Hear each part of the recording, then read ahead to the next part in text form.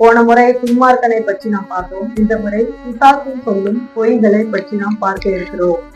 பிசாசானவன் பொய்யனும் பொய்க்கு பிதாவுமாய் இருக்கிறான்.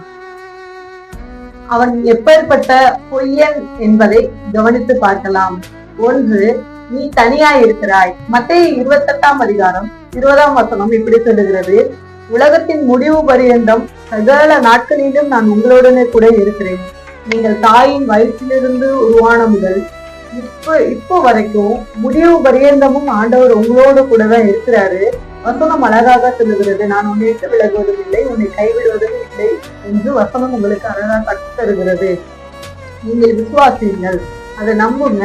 அடிக்கடி நீங்க தனியா இருக்கிறீங்க அப்படிங்கிற உங்க ஞாபகம் உங்களுக்கு வரும்போது இந்த வசனத்தை நீங்க நினைவு கொள்ளுங்கள். பிசாசானவன் எப்பொழுதும் நீங்க தனியா இருக்கும்போது நீங்க தனியா வருகிற சூழ்நிலையில பிசாசு உங்க காதுல அழகா சொல்லுவான், என்ன அப்படின்னா, நீ தனியா இருக்கிற, உனக்குன்னு யாருமே இல்லை, உனக்கு உதவிக்குன்னு யாருமே இல்லை அப்படிங்கிற வார்த்தைய சொல்லி என்ன பண்ணுவோம், உங்களை ஆழமா நம்ப வைப்பான்.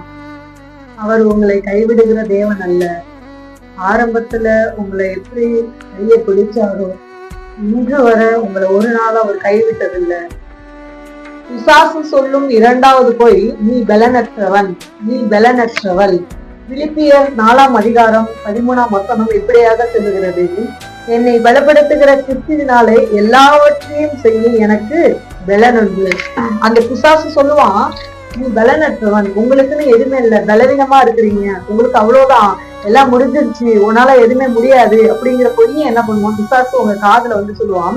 உலகத்தில் எல்லாவற்றையும் செய்ய பலனுள்ள தேவன் உங்களுக்குள் வரும்போது அந்த பலன் உங்களுக்கு உண்டாகும்.